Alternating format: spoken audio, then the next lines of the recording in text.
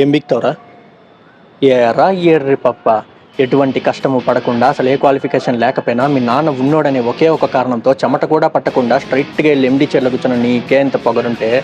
అమ్మా నాన్న తిప్పలు పడి స్కూల్ ఫీజులు కడితే ఎల్కేజీ నుంచి 10th క్లాస్ వరకు కష్టపడి చదివి పాస్ అయ్యి ఇంటర్లో ఎన్నో ఈజీ గ్రూపులున్న ఎంపీసీ తీసుకుంటేనే ఇంజనీర్ అవ్వగలమని చెప్తే కష్టమైన ఆ గ్రూప్ని సెలెక్ట్ చేసుకొని ఫిజిక్స్కి ఒక ట్యూషన్, కెమిస్ట్రీకి ఒక ట్యూషన్, మ్యాథ్స్కి ఒక ట్యూషన్ అని రోడ్లు పట్టుకు తిరిగి ఈ ఫీజు కట్టాలి ఆ ఫీజు కట్టాలని అమ్మా నాన్న హింస పెట్టి బోర్డు ఎగ్జామ్స్లో పాస్ అవ్వడానికి ఫ్లాస్క్లో టీ పెట్టుకొని రాత్రంతా చదివి అలారం పెట్టుకొని తెల్లారులేసి మళ్ళీ చదివి తీరా పాస్ అయ్యాక ఎంసెట్లో సరైన ర్యాంక్ రాక లాంగ్ టర్మ్ తీసుకొని అందులోనూ సరైన ర్యాంక్ రాక అమ్మనగలు తాకట్టు పెట్టి మేనేజ్మెంట్లో సీట్ సంపాదించి తెలుగు మీడియం నుండి వెళ్ళిన నాకు అక్కడ ఇంగ్లీష్ అర్థం కాక ఫస్ట్ ఇయర్ నుండి 4th ఇయర్ వరకు ఉన్న అరియర్స్ అన్నింటినీ 4th ఇయర్లో ఒక్కసారిగా క్లియర్ చేసి ఈ సొసైటీలోకి అడుగు పెడితే